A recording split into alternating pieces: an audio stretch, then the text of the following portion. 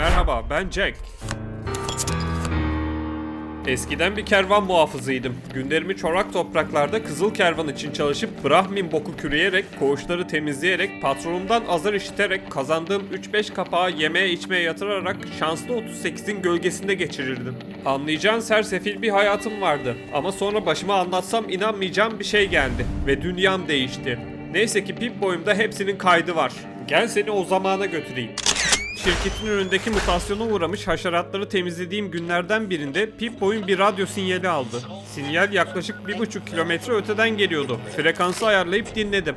Has your life taken a turn? Do troubles beset you? Has fortune left you behind? If so, the Sierra Madre Casino, in all its glory, is inviting you to begin again. Radyodaki ses resmen beni çağırıyordu. Bu fırsatı geri tepemezdim. İlk iş patronuma istifamı sunmaya gittim. Jack?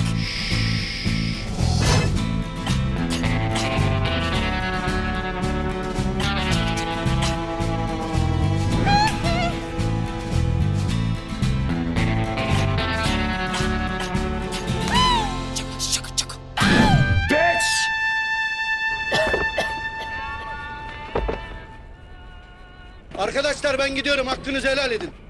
Helal olsun ulan. A**a koyduklarım, o kadar mesaimiz var, nereye gidiyorsun der bir insan. Sonra yola koyuldum.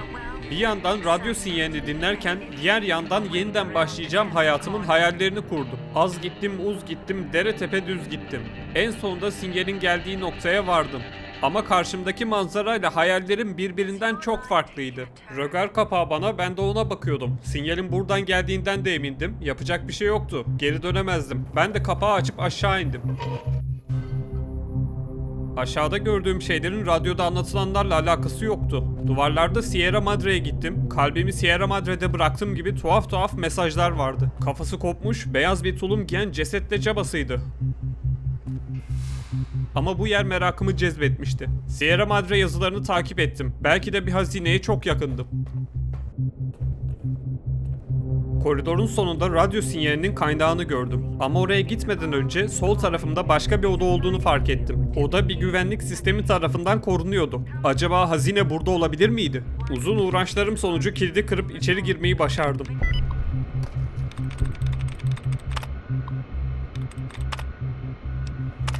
İçeride çelik kardeşliğe ait bayraklar asılıydı. İleri teknoloji ekipmanlar vardı. Belli ki burası bir dönem onlara aitti. Ama beni asıl ilgilendiren Sierra Madre kumarhanesinden veya hazineden hiçbir eser yoktu. Odanın köşesinde hayatımda ilk defa gördüğüm çok enteresan bir otomat vardı. Sierra Madre fişleriyle çalışıyordu ama kumarhane bile ortalıkta yokken fişini nereden bulacaktım ki? Sonra aklıma koridorun sonundaki diğer oda geldi. Belki orada bulabilirdim.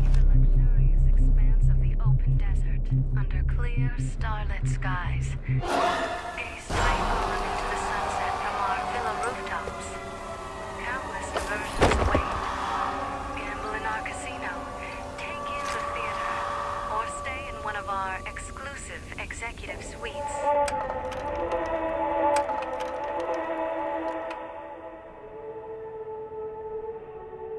Are you listening? Good. From now on, when I talk, listen. Play stupid. Play clever. Make the mistake of saying no. That collar on your neck will go off and take your head with it.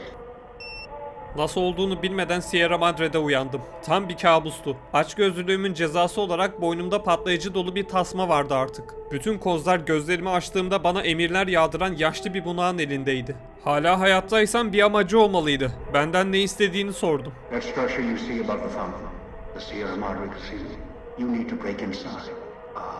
Heist. But to get inside, you'll need to gather a team. Around the villa are 3 other callers like yours. Caller 8, 12, and 14. Find all 3 and get them here to the fountain. And should you get any ideas about killing each other and taking the treasure of the Sierra Madre for yourself, a warning. All your callers are linked. One of you dies, you all die. Ardından bunağın görüntüsü yerini havuzun başında kim olduğunu bilmediğim bir kadının hologramına bıraktı. Adam önce bir süper mutant olan Tasma 8'i bulmamı ve villa sakinlerine karşı dikkatli olmamı söylemişti. Bir yandan da soluduğum havada bir gariplik vardı. Ciğerlerimi yakıyor ve beni zehirliyordu. Yaşlı bunak tüm eşyalarımı almış ve yerine bir holo tüfek vermişti. Tasma 8'e doğru giderken sokağın sonunda bir silüet gördüm. Göz yanılsamasıdır deyip geçtim. Bu sırada Çelik Kardeşlik Sığınağı'nda gördüğüm otomatın aynısına rastladım. Villa çevresinde bulduğum fişleri kullanarak otomatı çalıştırabilir, içinden kaynak bulabilirdim. It's the cloud. Eat your inside slowly. Too much exposure. Death. Adam istediği her an Pip Boy'uma ulaşıp benimle konuşabiliyor ve yaptıklarımı takip edebiliyordu. Yolun ilerisinde bir Zula'ya rastladım. Burada daha alışık olduğum türden geleneksel silahlar vardı. Watch out for the villa inhabitants. They're difficult to kill unless you chop them apart.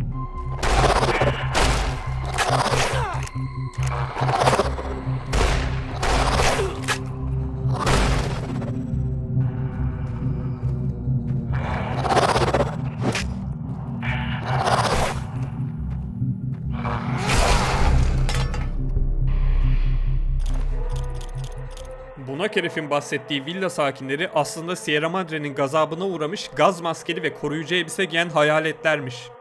Alarm sesini duyuyordum. Artık Tasma 8'in olduğu karakola çok yakındım. Sonra içeri girdim.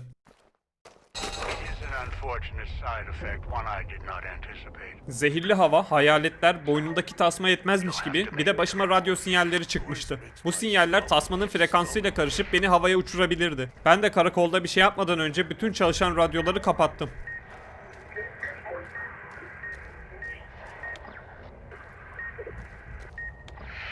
Tasma 8'i bulmuştum ama bir hücrenin içinde oturuyordu ve kapı kilitliydi. Karakolda anahtarı ararken soyma odasında bir Sierra Madre güvenlik zırhı buldum. Üstündeki 5 para etmez beyaz tulumdan iyidir deyip giydim. Karakolun üst katında başka bir şey bulamayınca bodrum kata indim ve burada hiç beklemediğim bir şey oldu. Knew you would come below the cage, down to where I am, a little farther. Follow my voice. That's it. That's me there on the table. The disc. My voice. The key to Dog's cage is simple. Take my voice to the cage above. Let me speak to the beast inside. Then you and we can talk.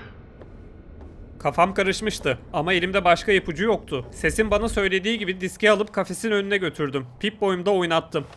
Dog, back in the cage. What have we here? You weren't who I was expecting. I'm disappointed. Sesi çalar çalmaz mutant ayağa kalkıp bana döndü. O anda dikkatimi çeken ilk şey göğsünde kazılı olan Dog yazısı oldu. Dog, who you heard coming in, howling and hungry, as always. Bu mutant aynı bedende birbirini bastırmaya çalışan iki ayrı kişilik taşıyordu. Biri Dog, diğeri de God. Dog, karnı doyduğu sürece daha itaatkar, God ise daha bilge ve kolay ikna olmayan biriydi. Yaşlı bunak benimki gibi bir tasması olacağını söylemişti ama o da görünürde yoktu. Nerede olduğunu sordum. Needs to think before he eats, chew before he swallows. Now the colors are part of me. Inside. Kumarhaneye girebilmek için 3 tasmayı da bulmam gerekiyordu. Tasmalardan ilki karşımda duruyordu ve ondan bende gelmesini istedim. No, I don't think so. Even in here, I have more control than you do. I'm not leaving until the one who controls the collars shows. Not his voice, not his hand, not his lackey. Him. God sandığımdan çok daha inatçıydı ve belli ki yaşlı adamla görülecek bir hesabı vardı. Bununla uğraşamazdım. Bir şekilde Dog'u geri getirmem ve kafesin anahtarını bulup onu oradan çıkarmam gerekiyordu. The key? I hid the key on me so Dog wouldn't know. I just need the old man to show up so he and I can talk. If Dog was in control when the old man appeared, well, he would just do whatever he commanded, as always. And I can't have that. God inatçıydı ama beni de çorak topraklara eğitmişti. Ağzından kaçırdığı bir cümleyle onu köşeye sıkıştırabilirdim. Eğer Pip Boy'umdan yaşlı adamın sesini çalıp Dog'un sesi duymasını sağlarsam işler değişebilirdi. Don't play it. If you do, I'll find a way to get out of the cage. End you. I'll murder you. Crush your arms and legs until... No, don't. I'll make you suffer for this. I promise you. Are you listening? From now on, when I talk to you, pay attention. Master, the dog not hear you come in. Too hungry now. Master, dog is listening. Now you are close and he can hear you over hunger. Planım işe yaramıştı ve Dog'a ulaşmayı başarmıştım. Sesi çaldığım için beni efendisi zannediyordu. Artık tek yapmam gereken Dog'un üstünde bir anahtar olduğunu ve onu bana vermesini söylemekti. Dog doesn't have a... Here it is. Dog didn't know it was there. Anahtarı aldıktan sonra beni takip etmesini istedim. Yes, Master. Dog waited a long time. Brought you many people. Dog will follow. Dog'un sana bir sürü insan getirdi lafından buraya nasıl geldiğimi ve ilk gelen kişi olmadığımı anlamıştım. Kaybedecek zaman yoktu. Tasma 14'ü aramaya gitmek üzere karakoldan ayrıldık. Dog was getting hungry. Tasma 14'ün sinyaline doğru ilerlerken villanın labirent gibi sokaklarında Dog yanımda olduğu için güvende hissediyordum.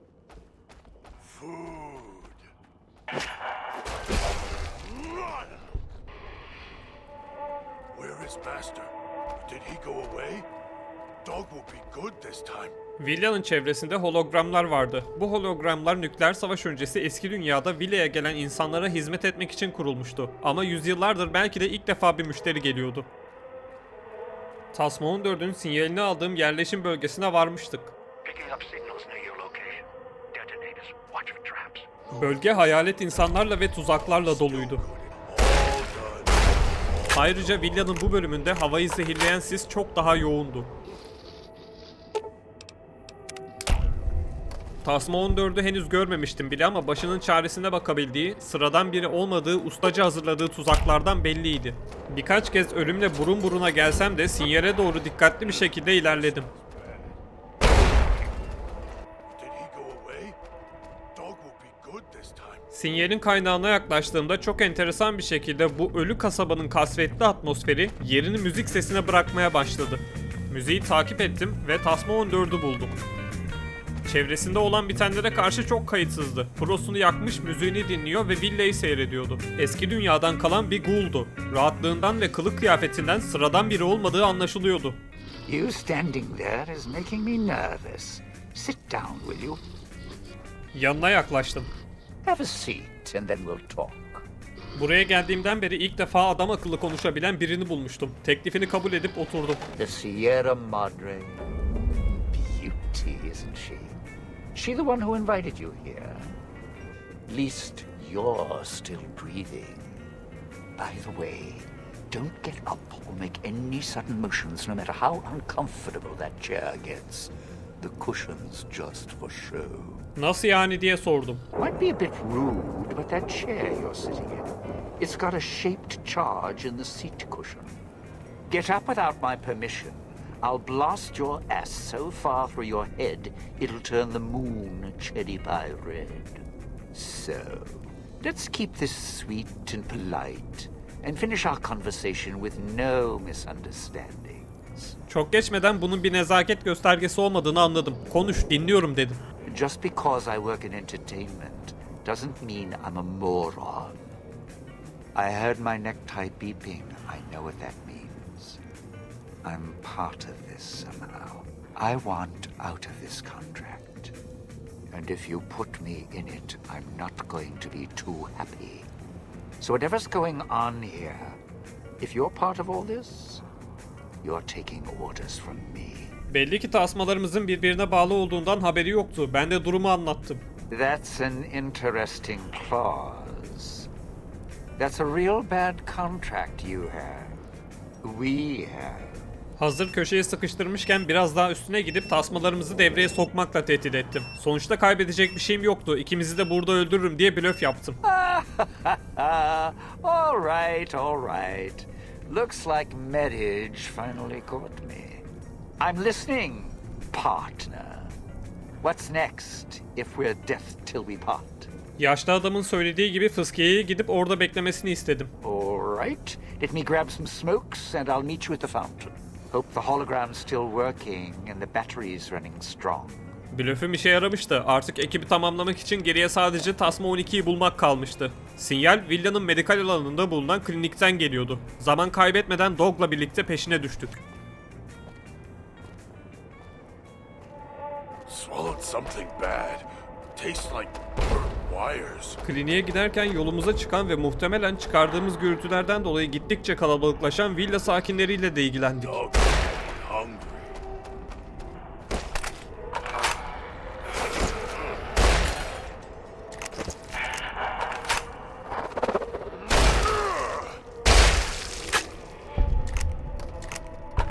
Medikal alana ulaşmak için fıskiyenin yanından geçmemiz gerekiyordu. Burada Dog ve Tasma 14 birbirini daha yakından tanımaya başladı. Where the hell did you get this one? Don't like this place. Dog? Want to go What? back? So you don't back forget to the your base. name?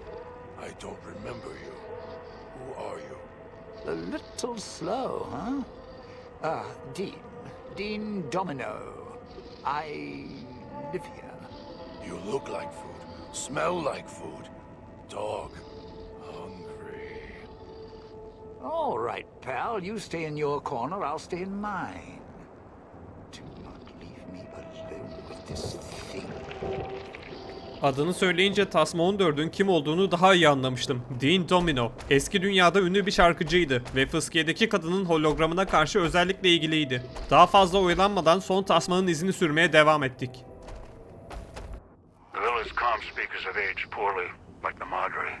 Pre-war junk. The speakers emit a signal that'll set off your caller if you stay too long. There are damaged speakers and shielded ones. The damaged ones you can destroy in range. Don't get close. You can't switch them off like a radio. Tehditlere bir yenisi daha eklenmişti. Hoparlörler. Bir müddet gittikten sonra son Tasma'nın bulunduğu kliniğe vardık. Kliniğin çok boğucu ve kasvetli bir havası vardı. Güvenlik sistemi devredeydi. Picking up an emitter signature. Watch for security holograms. Dangerous. Don't shoot them. Attacking them is useless. Ayrıca bir gürültü patırtı vardı. Biri bir yerleri yumrukluyor gibiydi. Ama o gürültünün kaynağını bulmadan önce hologramları devre dışı bırakmam lazımdı. Koridorda parlayan mavi renkli emitör dikkatimi çekti. Emitörü bozarak hologramları devre dışı bıraktım.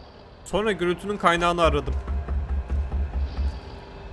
Damn speakers at the end of the hall. Red light means they're shielded. Must be a way to shut them off somewhere else. Hoparlörler devredeyken gürültüye ulaşamazdım. Tasman patlayabilir ve beynim kliniğin duvarlarına dağılabilirdi. Bütün binayı aradım, taradım. En sonunda bodrum katta ana gücün bağlı olduğu terminali buldum.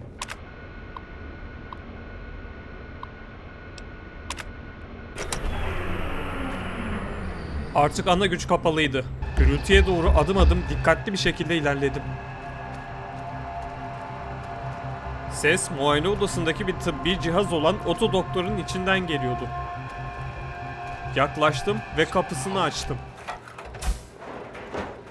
İçinden kafası yara bereği içinde olan bir kadın çıktı. Tasma 12 karşımdaydı ve belli ki bir ameliyat geçirmişti. Korkmuştu. İyi misin diye sordum. Konuşamıyordu. Sadece vücut diliyle cevap verebiliyordu.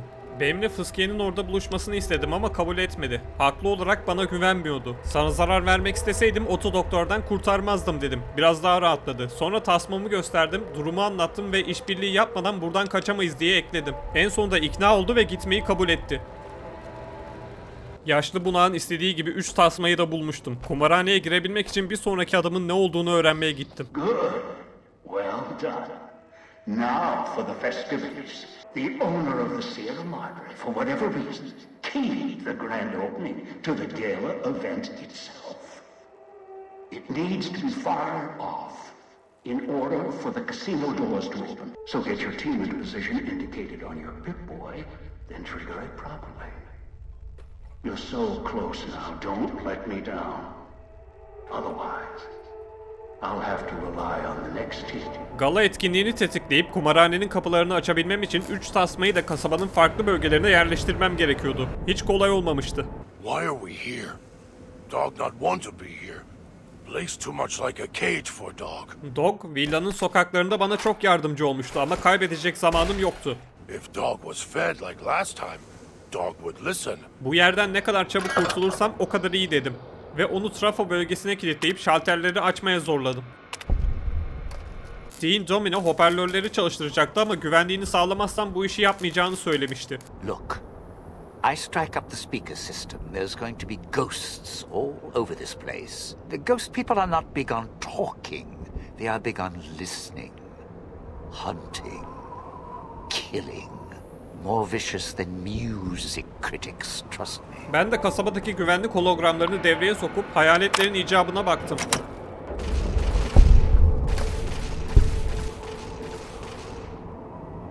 Ama Dean yine ısrar etti.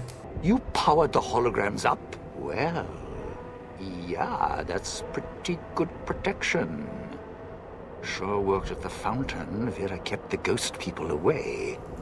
But, how do I know the power won't suddenly go out? And, I don't know, this still sounds risky to me. Meydandaki hologram Vera Keyes isimli bir Hollywood yıldızına aitmiş. Belli ki zamanında Dean ile aralarında farklı bir samimiyet vardı. Çünkü Dean ona adıyla hitap ediyordu ve ilk tanıştığımızda tek düşündüğü şey Vera'nın hologramıydı. Onun hologramı bu kadar zamandır çalışıyorsa güvenlik hologramları da çalışır deyip ikna ettim. Alright, look, if the holograms are here to keep me company, then I don't mind staying here for a while. But listen, when this thing goes off, try and get into the Sierra Madre without me. You'll wish you hadn't. Son olarak Tasma 12'nin villanın kuzey kısmında bulunan elektrik kumanda odasından elektriği manuel olarak yönlendirmesi gerekiyordu. Ama tedirgindi. Stabil çalışmayan jeneratörler hayatına mal olabilirdi. Bence elektriği uzaktan kumanda etmenin bir yolunu buldum. Teşekkür edercesine elini uzattı. Artık bana güvenmeye başlamıştı. Galanın başlaması ve kapıların açılması için her şey yerli yerindeydi. Tek yapmam gereken kasabanın kulesine tırmanıp etkinliği başlatmaktı. Bu yolculuk düşündüğümden daha zor olmuştu. Kuleye giden yolda her yer hayalet kaynıyordu.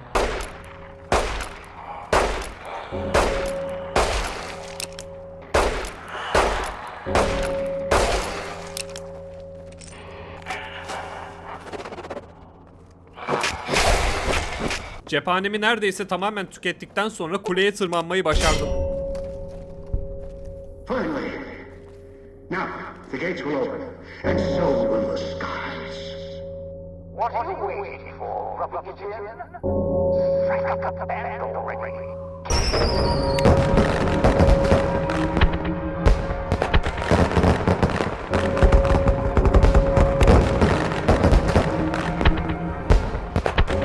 Gala etkinliği ışıklandırmayı ve müziği devreye sokmuştu. Kasabada ne kadar hayalet varsa hepsi uyanmıştı. Zaman kaybetmeden kumarhaneye doğru koştum. Ama kumarhaneden içeri adımımı atmamla bilincimi kaybetmem bir oldu. Gördüğüm en son karede Dog, Tasma 12 ve Dean yerde baygın yatıyordu.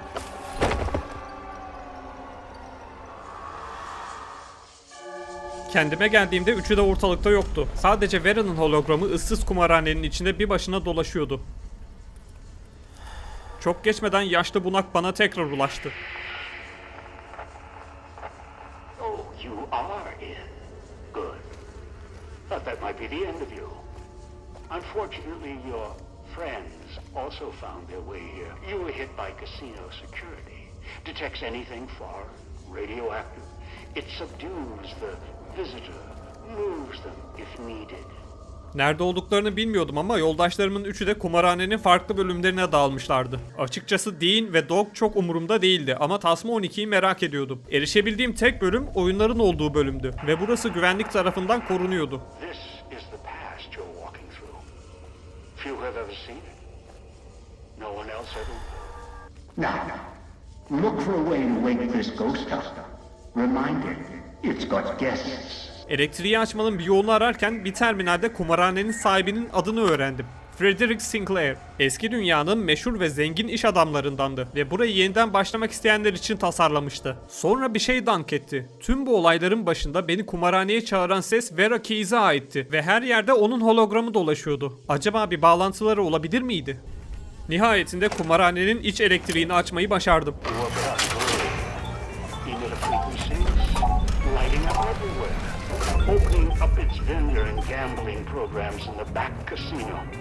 Still might be something for sale. Çok az kişinin adım atabildiği Sierra Madre'de biraz slot ve rulet oynadıktan sonra kumarhanenin farklı katlarını aramaya gittim. Casinos woken up, paying attention to us. Good. Had hoped with the power restored, the systems would fully awaken. Especially the sound archives. But no. Your teammates' callers on each floor are interfering with the systems. End them now. They're of no use. The callers don't work inside the Sierra Madre. Well, between floors. So if you kill them, you should have some time to run. Oh, just not sure how long. It doesn't matter. What we need is in the basement. After we deal with your team on the other floors. Bu ana kadar yaşlı bunan benden istediklerini yapmıştım ama öldürme konusunda emin değildim. Aramaya restoran katından başladım. No more being. Hurry up and deal with the agent. He's of no use to us. Mutfağa ulaştığımda havada gaz kokusu vardı. Dog ve God aynı bedende birbiriyle tartışıyorlardı. The reason I have to take control is Master. Master set me free. Dog needs to listen to me. If you do this, we both die. Dog wants to die. Don't care anymore. That idiot's opened the gas valves. A single spark, or he sets off his collar. The casino's going to burn. Us, along with him. Shut off the gas valve so that idiot will kill us all. Konuşmasından anladığım kadarıyla yaşlı bunak da bizimle kumarhanedeydi. Her ihtimale karşı Dog'un karşısına çıkmadan önce gizlice gaz vanılarını kapatmaya çalıştım. Tired of being your minder. Die. Dog wants to die. Don't care. Mutfağın güvenliğini sağladıktan sonra Dog'la yüzleşmeye gittim. Master. No, not Master. Dog remembers you. Kind to Dog. Dog can't do this. Yes, he can. You need to go. Run. Dog is going to burn Voice. Burn Voice out. Burn it away. Dog'u sakinleştirip kararından vazgeçirmeye çalışıyordum ama God sürekli araya girip aklını çeliyordu. Let me handle this. I'll let you feed on this human when we're done. En sonunda God'un sesini ezip yok edebileceğim bir böcek olarak hayal ettim. No, Dog. No. Torn it apart. Eaten it all this time. Tear it. Apart. Dog. We cannot be apart. You need it. Dog. Dog is empty. Hello? Voice? You there? It's Dog. Dog can hear himself. God'un sesini bastırıp onu yok etmesi için Dog'a yardım etmiştim. Artık emirlerime uyuyordu. Kumarhanenin başka bir katına gitmemesini ve sadece mutfakta kalmasını emrettim. Sırada kumarhanenin sahne katını araştırmak vardı ama lobiden geçerken bir sürprizle karşılaştım. It seems the casino has uninvited guests. The villa inhabitants was pounding at the doors. Now they found a way inside. Deal with them.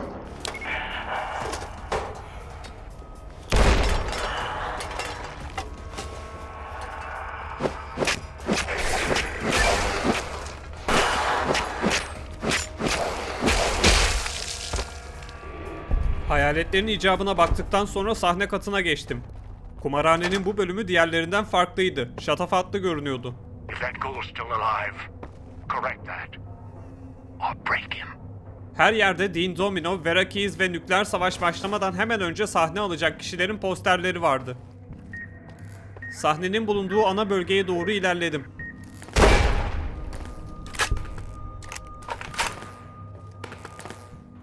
Burada sahne ışıklarının aydınlattığı Vera Keys'e ait bir nota kağıdı buldum. Arasından kulisin anahtarı düştü. Sonra... So you showed. Felt the collar start kicking again as soon as the elevator doors rattled open. Think you're going to upstage me here at the Sierra Madre? I don't think so. Now that I'm inside, well, I don't need you anymore. Sierra Madre'ye sayemde ayak basmıştı ama hazinenin kokusunu alınca Dean Domino beni sırtımdan bıçaklamaya çalıştı. I'm not stabbing you in the back. This heist, I planned it lifetimes ago. You and that old man, tourists. Time for a little show. And go on. Run for the exit door. This will be fun to watch. Etrafımda hologramlar belirdi. Çıkışa gitmek mantıklı değildi. Kulisin anahtarını bulmuştum ve Dean'e ulaşabilirdim. Tasmam biplese de sakin kalıp oraya doğru koştum.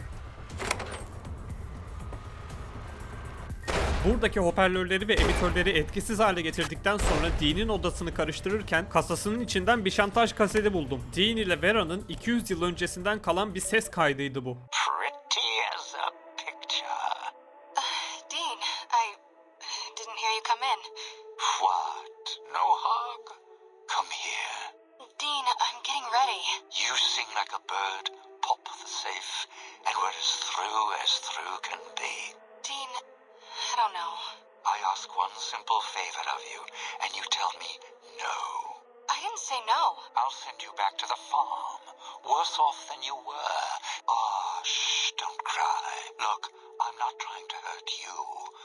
Just one last little job, a little less dirty, a little less messy. He trusts you, Vera, and so do I. Dinlediğim kayıttan sonra taşlar yerine oturmaya başlamıştı. Vera, kumarhanenin sahibi Sinclair için çok önemli biriydi. Hatta Sierra Madre'nin kasasına bile erişimi vardı. Dean Domino'nun da belli ki Vera'ya erişimi vardı ve bunu bir koz olarak kullanıp Sinclair'i soymak istiyordu. O anda bunun sıradan bir soygun olmadığını anlamıştım. Artık Dean ile yüzleşme vakti gelmişti. All right, you're resourceful, I'll give you that. It's going to take a lot more than juggling keys and shooting speakers to stop me. As I see it, all I need to do is kill you, then make a run for the exit. You do the same, you'll be clawing at the lock until your head blows off.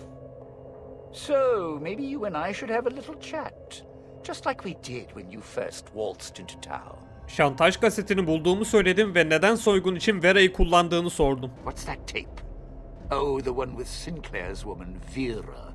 Because she could get closer to Sinclair than I ever could. Sinclair was already puppy-eyed, so all I had to do was the introductions. She smiled, fluttered her eyes, showed a little leg. And he built this whole place for her. Except Sinclair didn't know I'd been there first. I could twist her whatever direction I wanted.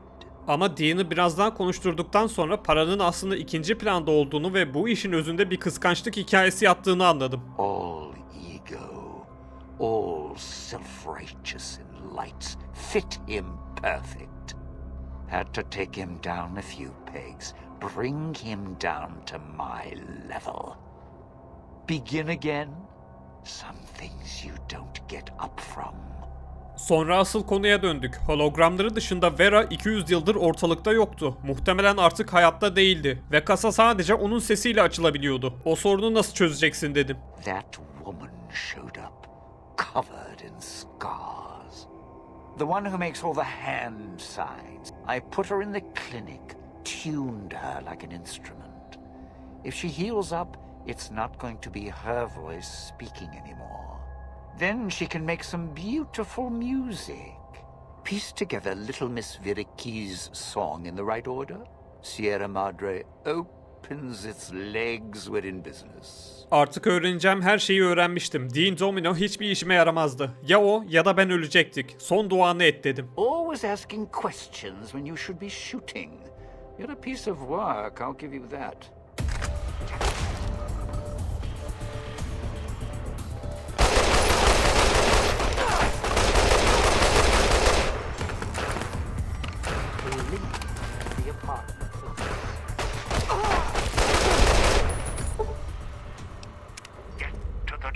Before the collar explodes. Move! Dean Domino ölmüştü. Tasmam havaya uçmadan önce sahne katını terk etmem gerekiyordu. Çıkışa doğru son sürat koştum. Kumarhanenin suitler bölümüne geçmek için lobiye vardığımda içeri daha çok hayalet girmişti. Onlarla ilgilendikten sonra tek ümidim Tasma 12'nin suitler kısmında hayatta olmasıydı. Asansöre binip yukarı çıktım ve hoparlörden beni çok tanıdık bir ses karşıladı. If it's who I think it is, this is Christine, recovered, in what looks like an old world hotel room. I'll do what I can from here. Floor's got holographic security. Christine, Tasma 12'nin adını nihayet öğrenebilmiştim. Koridorun sağ tarafındaki kapılar kilitli ve mühürlüydü. Sol taraftan devam ettim ve koridorun sonunda yine Vera'nın hologramına rastladım. Bu sefer kendi kendine konuşuyordu ve Sinclair'den yardım dileniyordu. Sinclair? Sinclair, I'm trapped. Please. Oh God, the security systems won't let me out. Sinclair, where did you go? Why did you leave me here? Why? Sinclair! Sinclair! I'm so sorry, Sinclair. Sorry, I should have trusted you. Vera, Dean ile yaptığı işbirliğinden dolayı pişmandı ve Sinclair'den özür diliyordu. Katı iyice araştırdım. Güvenlik odasında çok işime yarayabilecek bir pompalı tüfek buldum. Mühürlü ve kilitli kapıları açıp hoparlör sistemini devre dışı bıraktıktan sonra Christine'e ulaşmayı başardım. You made it. Good. There's to talk. I'll keep this quick in case my voice goes out. Konuşmakta zorlanıyordu ama buraya nasıl ve neden geldiğini merak ediyordum. I've been hunting the one who hijacked your Pip-Boy, Elijah, for... He cannot leave the Sierra Madre alive. What he's done here is nothing compared to what he's done in the past. Christine'in Sierra Madre'ye gelmesinin bambaşka bir amacı varmış. Elijah eskiden Çelik Kardeşliğin lideriymiş ve belli ki burada yaptıklarına benzer bir takım işler çevirmiş. Christine de bir Çelik Kardeşlik üyesi olarak yaptıklarından dolayı Elijah'nın ölmesini istiyordu. Ne yaptığını söylemedi ama ölmesi konusunda kararlıydı. Wasn't sure until now I could trust you. Now I know. Look, when I woke up here, however that happened, I had this key on me. I think it belongs to her. Vera Keyes. Guess that's her corpse there for certain. Christine bana Vera'nın anahtarını verdi. Bu anahtar sayesinde Sierra Madre'nin kasasına inebilmek için gerekli olan sözlerin doğru sıralamasını resepsiyondaki terminalden buldum. Lobideki hayaletler de gittikçe kalabalıklaşıyordu ama güvenlik odasından bulduğum pompalı tüfek işimi kolaylaştırmıştı.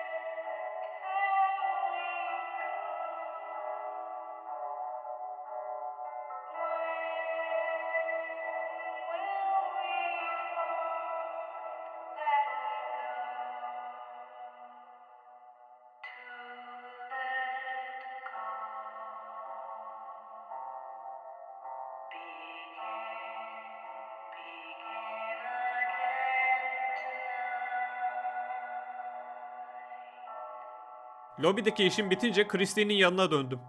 You're back. I can't let go. Every time I've thought about it, I've lost him so many times.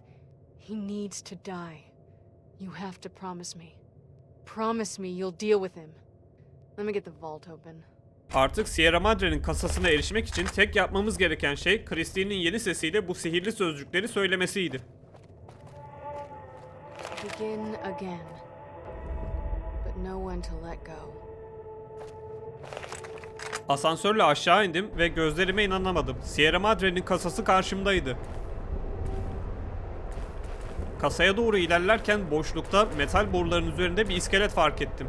Buraya erişimi olan sadece 2 kişi vardı. İlkini zaten yukarıda görmüştüm. Bu da ikincisi olmalıydı. Sinclair.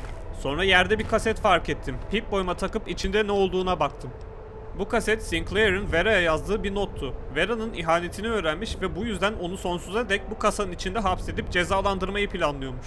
200 yıl öncesinin olayı, şimdi bununla uğraşamam deyip kasaya doğru yürüdüm. Kasanın yanındaki terminalle kapıyı açıp içeri girdim. Gözüme çarpan ilk şey bütün ihtişamıyla karşımda duran Sierra Madre'nin hazinesi oldu. Her yer ışıl ışıl altın külçesi kaynıyordu. Tüm bu serüvenin boyunca Sierra Madre bana bir ders vermeye çalışmıştı. Vazgeçmeyi öğrenmek. Başların vazgeçmesine deyip ne var ne yok topladım. Bu altınlar ölümüm olsa da bırakmam dedim. Bu sırada odanın diğer ucunda duran terminali fark ettim. Kayıtlarda az önce okuduğum notun tam tersi duygularla yazılmış bir yazı vardı.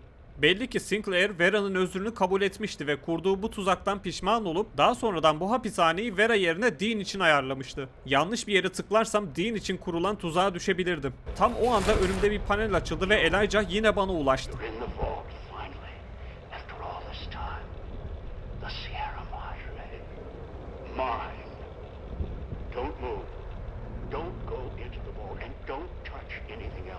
altınları cebe indirdiğimden haberi yoktu. Hala ekranların arkasına saklanıyorsun. Gel de adam akıllı benle yüzleş diye kışkırttım. No. I'm not going to take the chance while I'm so close. Not this close. No. Başta kabul etmese de kasayı yok etmekle tehdit ettim. İşe yarayacağını düşünmemiştim ama Sierra Madre'nin zenginliği gözünü kör etmişti. I'm coming down. Forget the Sierra Madre security. I'll find you myself. Try to break into the vault, I'll set off the caller. Elijah aşağıya gelmeye ikna olmuştu ama hiç beklemediği bir oyunla karşılaşmak üzereydi. Ağırlıktan beni yavaşlatan altınlarla kasadan çıktım ve kapıyı kapattım. Tekrar açıldığında güvenlik sistemi devreye girecekti ve içerideki kimse kapana kısılacaktı.